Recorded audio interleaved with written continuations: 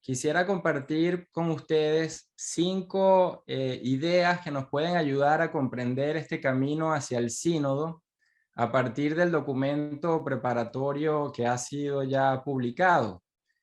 Por eso quisiera hablar sobre la sinodalización de la iglesia como un tiempo de conversión y un tiempo de reformas, el que estamos viviendo. Un primer aspecto es esa iglesia que somos todos ha sido convocada a un sínodo sobre sinodalidad, algo que suena un poco extraño, dentro a la vez novedoso, pues la iglesia que ha sido convocada a un sínodo ya comienza con una novedad, porque en octubre de este año, el 9 de octubre, se inaugura el sínodo, no como algunas personas en medios de comunicación han dicho que el sínodo es dentro de 2 años. Comienza una manera de hacer sínodo que carga una novedad y que se inicia en este nuevo modo de proceder que se ha pensado para este proceso sinodal. Es decir, que a partir de octubre entramos ya en el sínodo de los obispos, que lleva a la Asamblea General en el 2023 como el punto de convergencia de las iglesias locales, o como decía el cardenal Grech, un punto de convergencia de ese dinamismo de escucha en el espíritu que trae a colación al pueblo de Dios, al colegio episcopal, al obispo de Roma. Con esta convocatoria, Francisco involucra a toda la iglesia a discernir un nuevo modelo para el tercer milenio. Y es a toda la iglesia a discernir un nuevo modelo. Isso é fundamental, essa expressão no terceiro milênio, porque estamos falando da superação de um modelo teológico-cultural de segundo milênio, caracterizado por uma homogeneidade e por esse universalismo.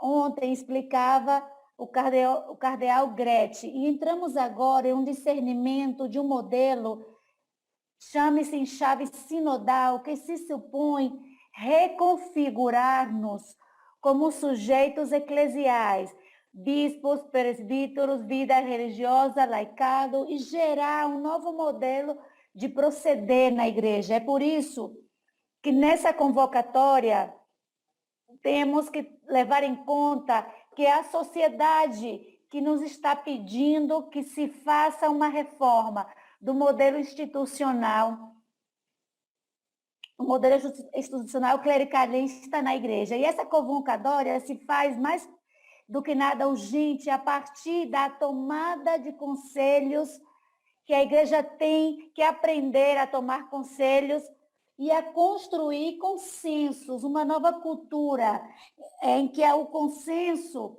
seja parte da forma de proceder normal, natural de todas as igrejas. Aqui o princípio da canonística medieval, o que afeta a todos deve ser tratado e aprovado por todos. Nos pode inspirar a entender como, de alguma outra maneira, todos e todas estamos envolvidos, porque qualquer decisão na igreja afeta a totalidade e a sociedade inteira. São Cipriano, para mim, é um modelo interessante e usado, porque é um modelo onde dá duas maneiras de entender essa reciprocidade entre os sujeitos eclesiais: a toma de conselhos e a construção de consenso. Já dizia o bispo Cipriano que no modelo não fazia nada sem haver tomado o conselho dos presbitérios e logo construir consenso com o povo. Quer dizer, se tomava conselho do presbitério, mas não conseguia o consenso com o povo, não chegava a uma decisão. E é fundamental porque a construção do consenso é toda uma cultura, implica um modelo institucional diferente, uma maneira de proceder completamente nova. Portanto, aqui temos que nos conectar com esse espírito de concílio, quando se chama no 4 ou no 6 a reformar permanentemente o modelo institucional da igreja. Não é uma reforma em nenhum momento e já se terminou, é uma reforma que tem que ser permanente. Nesse contexto, Francisco tem feito uma série de chamados, muito especialmente, lembramos a todos, que fazia no início do seu pontificado, mensagem famosa de Natal, onde apontava a uma série de dinâmicas comunicativas e relações que haviam que ser superadas. A excessiva planificação e funcionalismo, a perda de comunhão entre os membros de corpo eclesial, a aparência da roupa e das cores, o oportunismo, a pertenência a círculos fechados. Estamos falando de dinâmicas comunicativas, estamos falando de relações que se dão em uma estrutura eclesial e que favorece o modo de proceder completamente alheio ao povo de Deus e, portanto, o modelo clericalista e piramidal. Teremos que lembrar, então, nesse primeiro ponto, para fechar, onde ele falava qual é a eclesiologia que está atrás e que queremos reformar, essa eclesiologia que podemos estar vivendo e que é a causa do modo precisamente que há entrado em crise. E Congar dizia, cito, estamos ainda longe de tirar as consequências do redescobrimento do fato de que toda a igreja é um único povo de Deus e o compõem os fiéis com os clérigos. Temos implícitos, continua Conga, a ideia de que a igreja está formada por clérigos e por fiéis são unicamente os beneficiários ou a clientela. Essa pavorosa concepção se é escrito em tantas estruturas e costumes que parece ser mais natural e não poder mudar. Isso é uma traição à verdade. Ainda falta muito por desclericalizar. Como vemos, estamos em um contexto em que é urgente fazer uma mudança institucional. E nesse contexto, temos sido convocados a um sínodo. Não podemos separar a convocatória do momento com o sínodo. Um segundo aspecto é que, com o sínodo, na eclesiologia que se traz, nos abre a porta novamente a recuperar essa recepção do concílio da eclesiologia do povo de Deus, à luz das igrejas locais. Ontem também insistia na mensagem que convido que vocês leiam, que vai ser publicado, do cardeal Jack, com uma visão eclesiológica, dessa eclesiologia das igrejas locais, muito bem conseguida, que é uma fonte de inspiração, que é o documento preparatório. Podemos dizer que com o Papa Francisco se inicia esse chamado a essa conversão de mentalidades, mas também a reforma eclesiais. E assim entramos em uma nova fase da recepção conciliar que dá abertura ao caráter normativo do povo de Deus, a reconhecer que a eclesiologia do povo de Deus é normativo. Quer dizer que a igreja, como povo de Deus, somos todos e, portanto, em uma totalidade que não podemos identificar, não podemos nos relacionar sem nos entendermos a partir de uma reciprocidade mútua. Ou como diz o concílio, nos completamos. Nos necessitamos para nos completarmos como sujeitos na igreja. Por isso, nessa nova fase de recepção do concílio, a hermenêutica conciliar atual se origina a partir da arquitetura eclesiológica e se propõe, na Lumen Gentium, como assim dizia o seu grande mentor, o cardeal Suenes, como o Senhor, quando reconheciam que dizer povo de Deus é falar da totalidade dos fiéis e, portanto, se supõe que nos entendamos desde a reciprocidade de nossas identidades, desde a corresponsabilidade essencial, não auxiliar. Auxiliar é aquela que pedem que a partir do sínodo do ano 85 e também com Christi Fideli Light e todo o pensamento que se foi estando através dos movimentos eclesiais como forma para que o laicado atual na sociedade se gerou uma noção de corresponsabilidade auxiliar. Eu ajudo, eu coopero, mas eu não sou parte que completa a identidade do outro, portanto, não sou completamente sujeito. Por isso, a sinodalidade não é só uma dimensão constitutiva, senão que também é uma dimensão constituinte. Nos reconfigura eclesialmente à luz da corresponsabilidade essencial. Em Lumen Gentium 32 nos dá uma chave muito linda. Os pastores, diz o texto, e os demais fiéis estão vinculados entre si por recíproca necessidade. Não de maneira auxiliar, não que nos ajudamos de uma ou outra maneira. O leigo parece ser simplesmente um cooperador. É recíproca necessidade. Em consequência, à luz da reciprocidade, da respectividade entre todos, a sinodalidade convida à reforma do ministério hierárquico.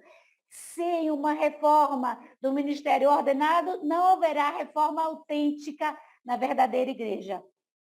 Conga, novamente, nos dizia o seguinte, cito, há formas de honorabilidade, formas de áurea e forma de mistério ao nosso redor, que hoje tem um resultado contrário ao que se pretende. Essas formas não só nos afasta, mas também nos mantém longe deles, fazendo-nos moralmente inacessíveis ao mundo real de sua vida. Temos o risco de ver no meio deles, mas separado deles, por um elo de ficções. Nesse sentido, Francisco diz uma expressão muito interessante, a renovação da hierarquia eclesial por si mesma não gera transformação. Aqui o Espírito Santo nos impulsiona. Nos diz essa carta a todo o povo de Deus, e no Chile, a renovação da hierarquia por si mesma não gera transformação, aqui o Espírito Santo impulsiona. Em uma igreja, povo de Deus, não é suficiente entender que o ministério hierárquico há de servir, senão que entender que esse serviço se compõe na medida em que construi em nós eclesiais. Em nós eclesial, que é que se supõe que a reformulação da teologia do ministério ordenado deve levar ao questionamento do exercício do poder na igreja. E o cardeal foi muito, muito claro ao dizer que as modalidades do exercício da autoridade variam no curso dos séculos e tem que ser reformada. Um terceiro ponto é essa igreja que se reconfigura a partir da escuta. E por que eu trago isso? Porque vivemos momentos, como dizia o senhor Cabrejo, muito interessantes a nível regional, como América Latina e nível global. O sínodo que é sínodo convocado,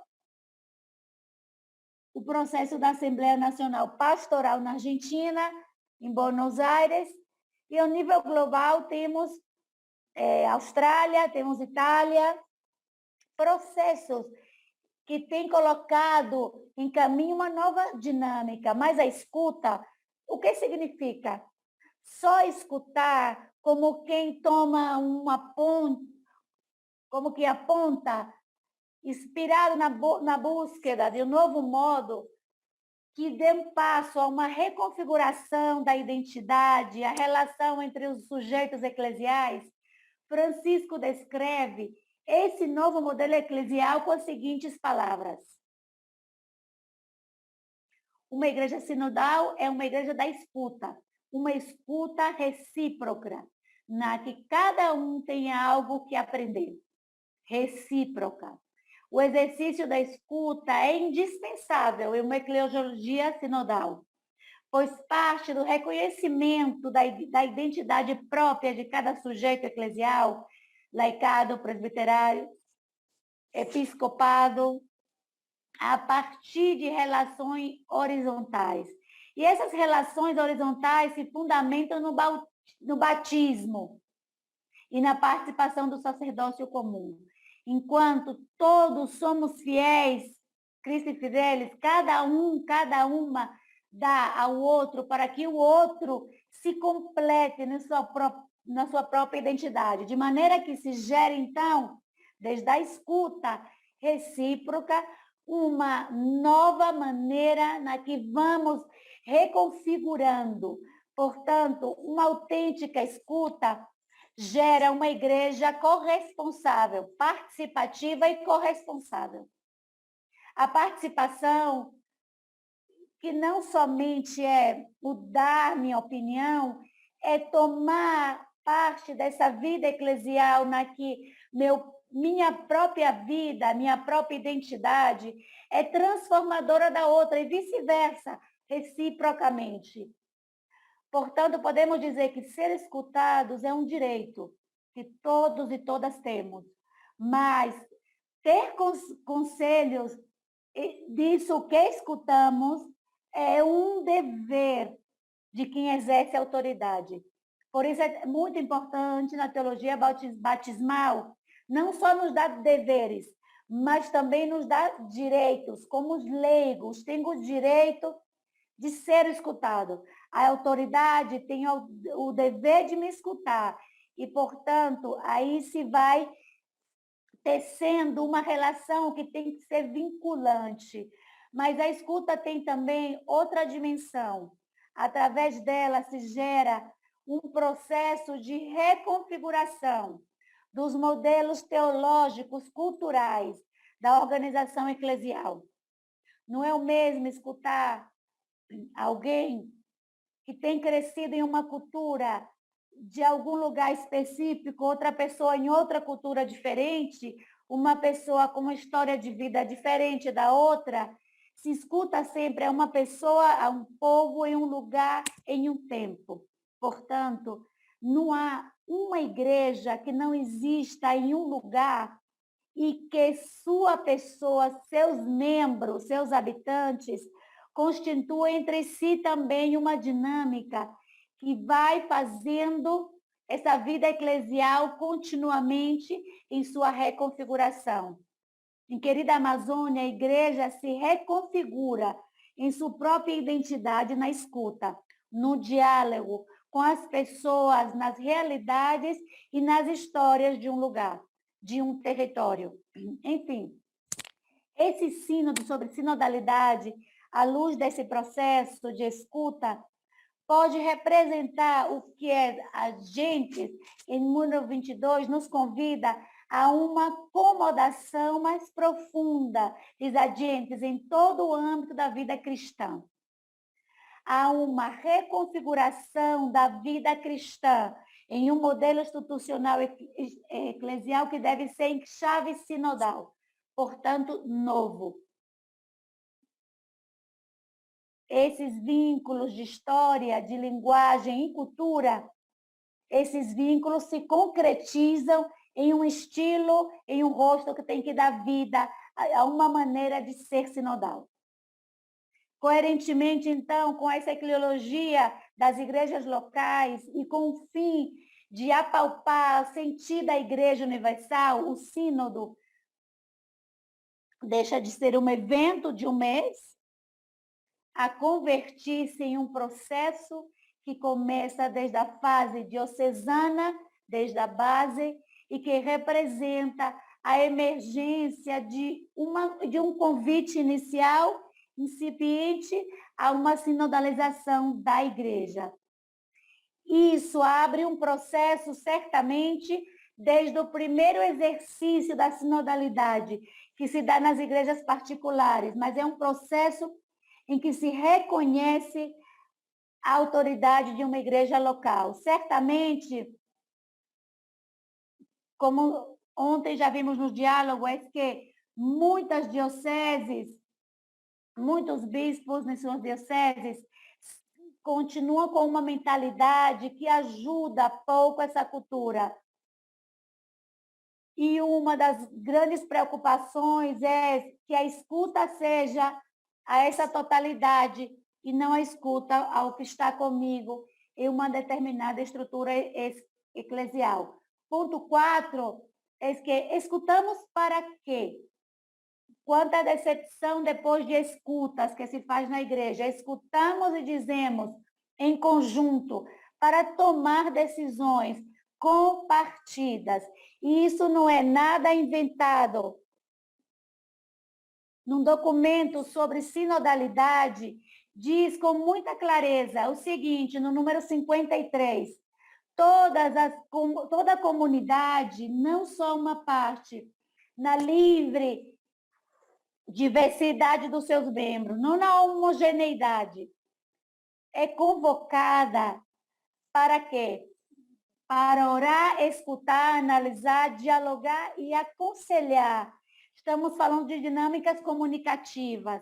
Orar, escutar, analisar, dialogar e aconselhar. Para quê?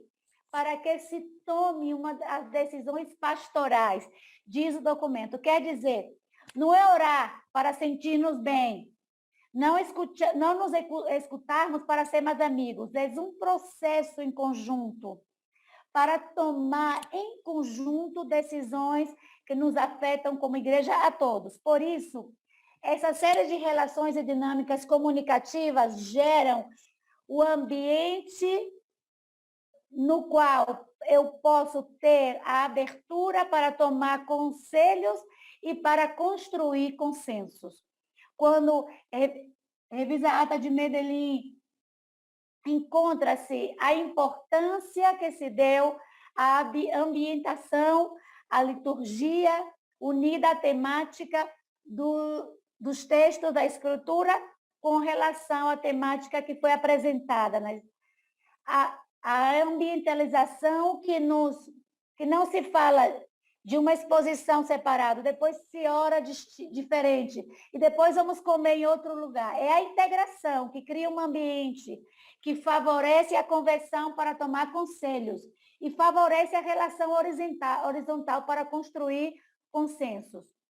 Então, em uma igreja sinodal, oramos, escutamos, dialogamos, aconselhamos para tomar decisões.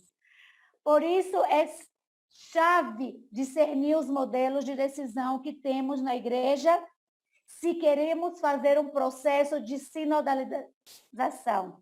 E isso se supõe que os desafios atualmente mais importantes nesse sínodo estão se apresentando como nas dioceses se criam mecanismos, mediações, procedimentos para envolver a maior parte das pessoas e das instituições possíveis. Quando se fez a convocatória do sínodo, foi dito consultar, inclusive, aos ateus, a quem não crê na igreja, aos que estão decepcionados a uma universidade, a totalidade, não só a igreja que se consulta. Então, tem um grande desafio, porque se não conecto com esse escuta além das paredes e das bolhas eclesiais, então essa visão sinodal não está acontecendo. Por isso, como diz Severino, um grande desafio que nos coloca, cito, a normativa atual entre a atribuição a todos os fiéis a tarefa da evangelização e seu chamado há uma participação ativa na liturgia eucarística, não confere aos fiéis laicos nenhum papel específico capaz de determinar a vida da comunidade. Os fiéis laicos não têm nenhuma instância que, quando expressar seu próprio voto deliberativo, possa decidir algo. Esse foi o sentir discernido no ano 2007 pelos bispos latino-americanos na Conferência de Aparecida e ainda por ser recepcionado na nossa estrutura eclesial, quando o número 371 de Aparecida diz com toda clareza que os leigos, cito, participem do discernimento, da tomada de decisão, do planejamento e da execução, não só da elaboração. Vejam como o próprio magistério latino-americano, que faz uma intuição importante, tem agora que fazer como igreja uma recepção e traduzir isso de uma maneira de proceder.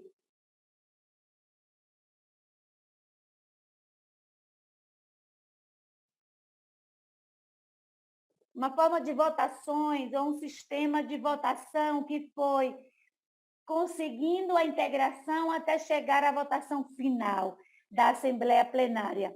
Mas não havia, quer dizer, tem muitas maneiras em que se pode recriar a própria instituição para que se possa idealizar de maneira sinodal. Por isso, para concluir essa quarta parte, é importante aprender uma cultura do discernimento comunhal. Não estamos falando de discernimento pessoal, é o discernimento comunhal, que tem como finalidade construir consensos eclesiais. E isso é chave. Se eu faço um processo de escuta sem discernimento comunhal, não poderei jamais chegar a um consenso. Uma cultura eclesial do consenso supõe entender, como diz o canonista Afonso Borrás, que o discernimento não só se faz na igreja, senão também o discernimento se faz à igreja. Então, o grande desafio em qualquer processo de escuta não é escutar e trazer informação, como se fosse uma pesquisa que estou fazendo, senão gerar um processo de discernimento comunhal, que possa conseguir construir consensos que me levem a decisões compartilhadas.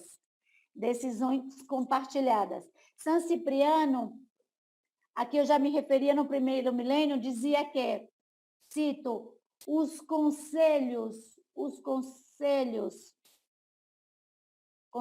de bispos, presbíteros, qualquer tipo de estrutura que possamos recriar hoje em dia de conselho, tem que contar com toda a representatividade desse povo de Deus. Isso é fundamental. Ontem também foi interessante, porque na experiência que já vem dizendo e tem escrito em várias reuniões, Raul, como os conselhos diocesanos pastorais deveriam absorver o conselho presbiterial, porque não tem sentido um conselho presbiteral longe dessa vida total dos fiéis. É uma proposta muito interessante que fazia.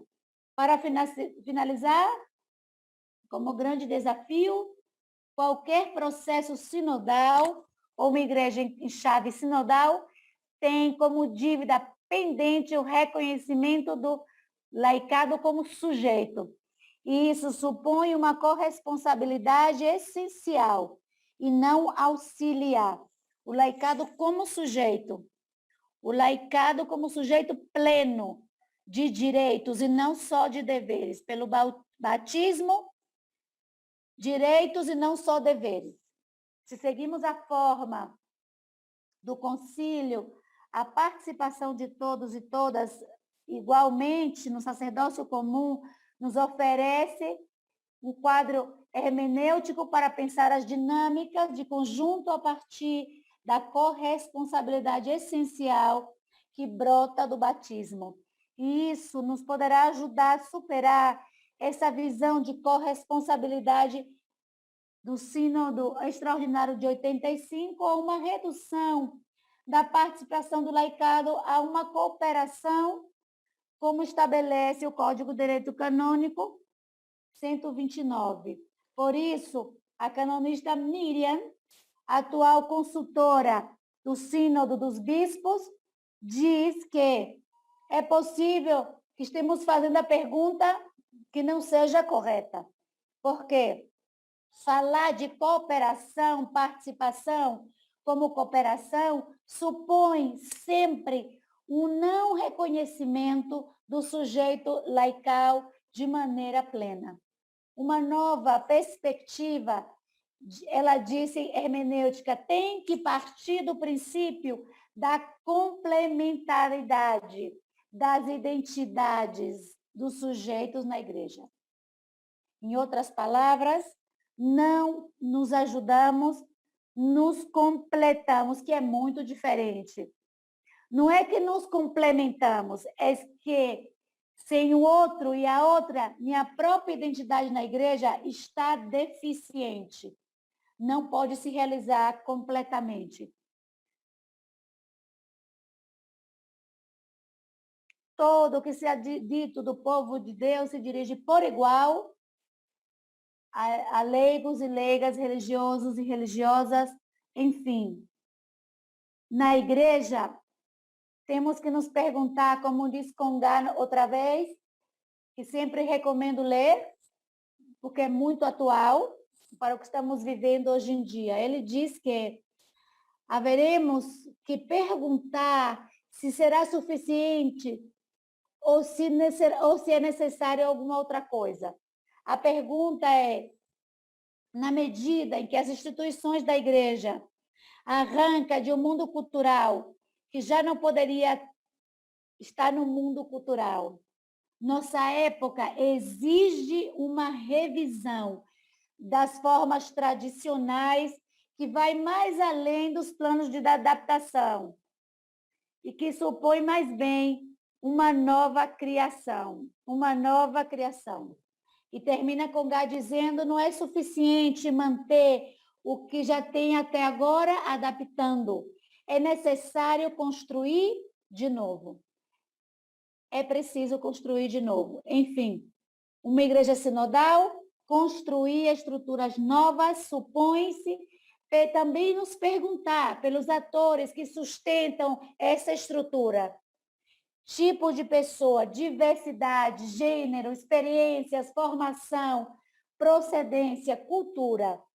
Isso é determinante porque molda as relações nas dinâmicas de comunicação, os processos de escuta, a maneira como discernimos e como construímos consensos.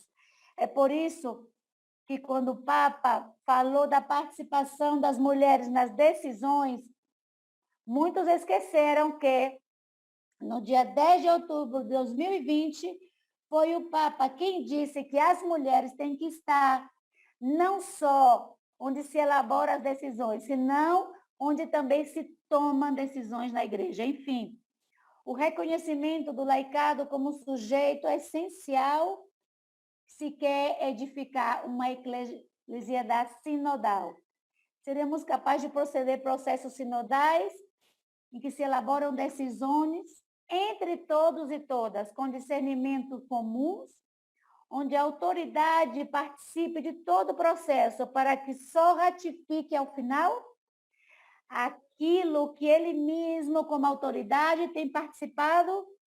Eu acho que o chamado de Aparecida tem reformado o número 367, espiritualmente, pastoralmente e institucionalmente, a igreja fica hoje aberto. E como dizia Paulo VI, é possível que esse chamado que fez o Paulo VI de uma forma mais completa seja hoje a sinodalidade.